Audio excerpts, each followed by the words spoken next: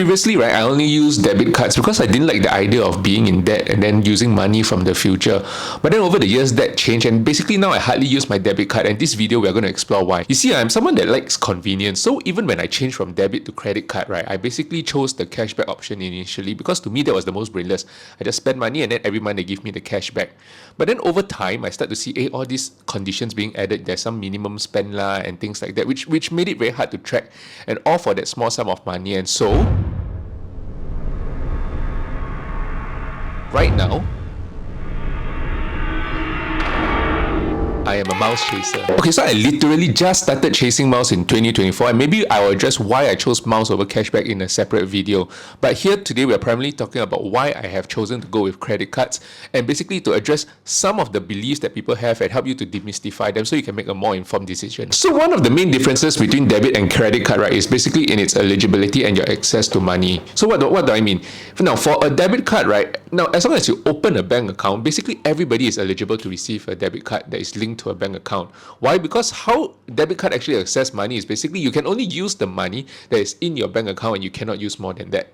However, for a credit card, it's slightly different. Now, in terms of eligibility, right, credit card basically requires you to have a certain minimum income requirement, and depends on which card you choose, there's basically different minimum income requirement. Now, at the same time, the way you access money is also then different because you don't actually use your own money first. The bank actually gives you this thing called a line of credit. Simply put, it just means the bank lend you money, you borrow money from the bank, and then you pay them back at a later date. So why do people stay away from credit cards? I think the first myth is that credit cards actually make you spend more. Now, if you ask me, I think the truth is that yes, debit cards, right, they come with a built-in limit, which is your bank account. If your bank account reaches zero, there's no way that you can spend more than that. However, with a credit card, right, because this is a line of credit that the bank gives to you, you can actually borrow more money than you can actually afford, and then you end up in credit card debt. So this is definitely a slippery slope that I admit that this is a problem. However, if you ask me, I don't think this is a problem about the type of cards that you use, rather about our financial discipline and our financial muscle. Because for us, many of us, when we grow up, right, we just receive allowance from our parents. They help us to do the budgeting already, so we just spend within whatever allowance you have, and we haven't had the chance to actually work this financial muscle. So, right, similarly, if you go to see a doctor, the doctor tells you you're unhealthy, you actually need to exercise more, you need to eat right, and you're someone that hasn't been doing it, naturally it's going to be uncomfortable and hard for you.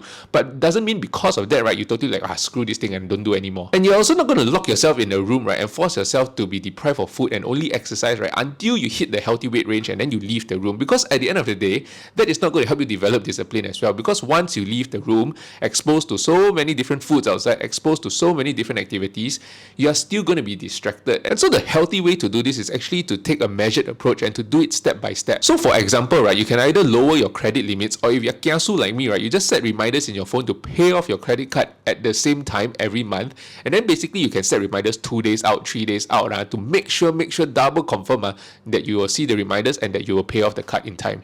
And so the second myth is that wow, credit card very expensive, there's all these interest charges, late fees and then the annual card payment. But the truth is, if you build up your financial discipline over time, then more than half the battle is won, because you don't have to worry about the late fees, you don't have to worry about the interest charges, and the only thing is maybe the annual fee. Now the thing is actually a lot of credit cards, if you're a regular user of their card, they actually allow you to waive off the annual fee. There are some cards that don't allow you to waive it off, but in return usually they give you some form of rewards in terms of cashback or miles or certain hotel stays and things like that, and you basically have to choose a card where you feel like if you have to pay the fee, you both got to pay the fee, then the rewards you're getting in return is worth it for you. For me, right, apart from all these things, the three main reasons why I chose to use a credit card over a debit card is this. The first thing, it has to do with the rewards. Second thing has to do with fraud protection, and third thing has to do with the ability to basically build your credit score. You see, when it comes to rewards, right, debit cards are basically, they're very limited type of rewards, they're very limited partners. So if you're talking about cashback, there are definitely more partners and better cashback deals available through a credit card. And when it comes to miles, right, that's only being able to build through your credit card, apart from the UOB KrisFlyer debit card. But that's a whole separate story altogether. And then when it comes to fraud protection, right, in debit card, because the moment you swipe, right, the transaction goes through, money is deducted from your bank account. Even if you spot a fraud, it's actually quite hard to prevent it from happening. However, with a credit card, right, they have those 24/7 fraud detection hotline. So if you ever spot a fraudulent transaction, you can actually call in, because they actually hold the transaction for a few days before processing it, and you can actually stop the transaction from going through as long as you report it in time. And then of course, finally, permanently credit score. When you use a debit card, you don't actually build your credit score, and then when you use a credit card, you can actually build your credit score. And this is something that actually people largely miss out when it comes to the main advantages between the debit and credit card, and I'll explain why. So you see, because of the way that we are brought up, right, many of us actually tend to think, hey, because I've never borrowed money before, when I ask the bank to lend me money, right, they should feel like I'm very safe because this is my first time borrowing money. But the truth is, right, because you have no relationship with them, you have no track record that you are able to pay back your money, you're a complete stranger to them.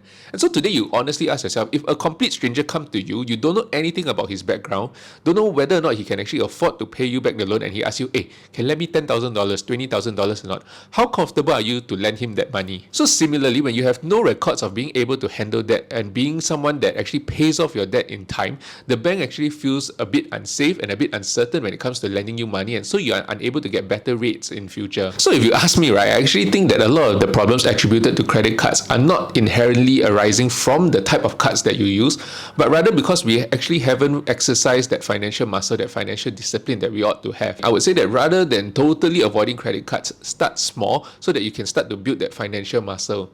You see, for someone who is already spending $800-900 on groceries, right, this is money that you are going to have to spend for your household anyway, so might as well, since you're spending it, get some form of rewards or get some form of cashback because of that. I'm in no way advocating, right, go and chase for the highest cashback, go and chase for the most miles, but I'm saying that since you are spending the money, you might as well get something in return for it.